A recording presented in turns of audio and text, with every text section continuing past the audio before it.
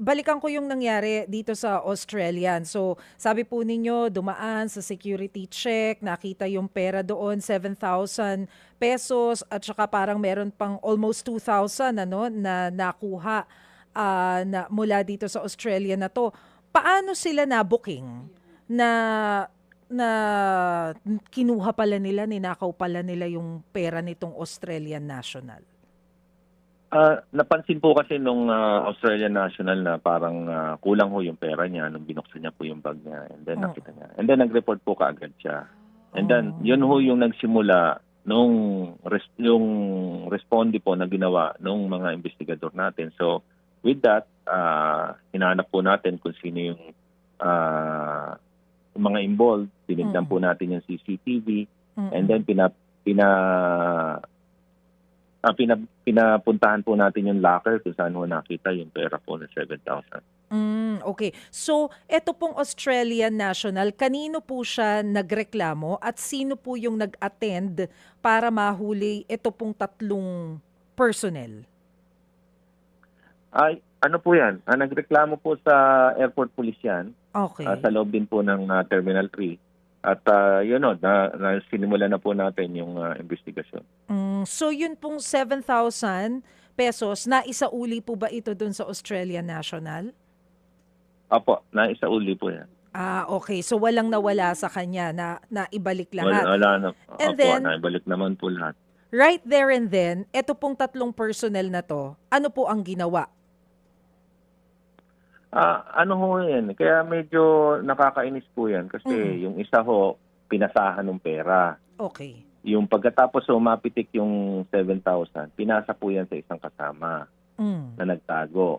And then nung nagkabukuhan na ho, pumasok naman po yung supervisor na sabi niya isosoli na lang daw nila yung perang nawawala.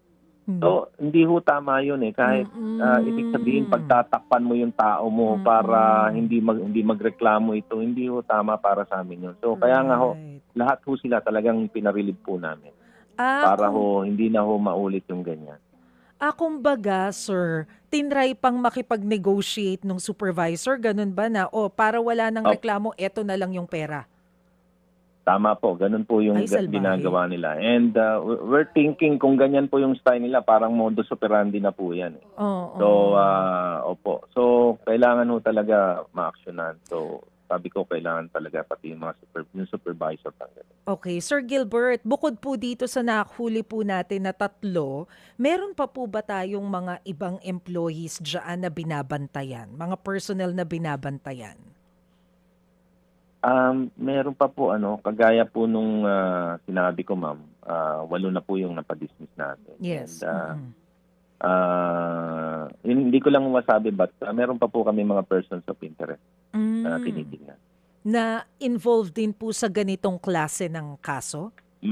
May mga report po na gano'n ang I involvement. see. Okay. So ano po ang gagawin natin ngayon, sir, to ensure na hindi na maulit kasi nakakahiya. Lalo na foreigner, Diyos ko. Ano na tayo niyan?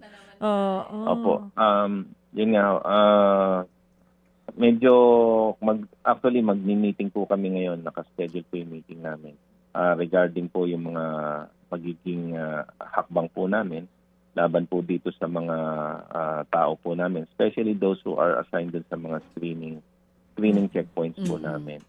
And ayaw na po nating maulit yan, and we are assuring po yung public na gagawa po kami ng hakbang para hindi na po mangyari yan. At kung sino man yung may involved dito, hindi po kami magdadalawang isip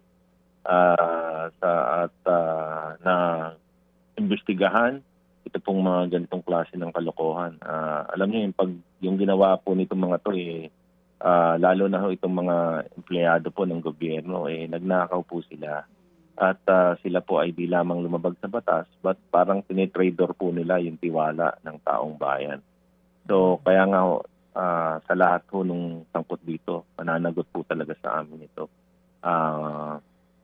Kung ninakawan po nila yung taong bayan, nahabulin po namin sila. at wala po talaga silang puwang dito po sa gobyerno.